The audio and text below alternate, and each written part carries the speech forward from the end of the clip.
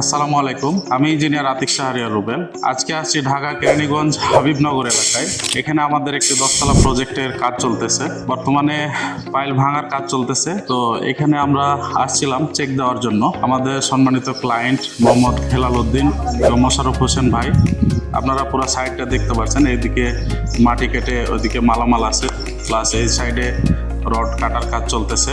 তো আমাদের এই প্রজেক্টে প্রায় 6 কাঠার একটু বেশি জায়গা নিয়ে নির্মিত হবে ভবনটি। এখানে আছে আপনার টোটাল 4টি ইউনিট। প্রত্যেকটি ইউনিটে 3টি করে রুম, ডাইনিং ড্রয়িং স্পেস, একটি অ্যাটাচ টয়লেট, একটি কমন টয়লেট এবং 2টি বারান্দা। এই যে আমাদের দেশে সাধারণত যেটা হয়, আমরা ছাদ দেওয়ার সময় যে কাজটা করি, যে অনেক আয়োজন এবং অনেক চেক করাই ইঞ্জিনিয়ার দিয়ে, বা আমরা নিজে অনেক গুরুত্ব দিই। আসলে প্রকৃতপক্ষে আমাদের পাইলের কাজটাতে সবচেয়ে বেশি গুরুত্ব দেওয়া উচিত। প্রত্যেকটা পার্টি গুরুত্ব দেওয়া উচিত, কিন্তু আমাদের পাইলের পার্টটা কেন গুরুত্বপূর্ণ, যে আমাদের পায়ের নিচের মাটি যদি শক্ত না হয়, তাহলে আমাদের ভবন কাঠামোগতভাবে শক্তিশালী হবে না এবং ভূমিকম্প সহনশীল হবে না।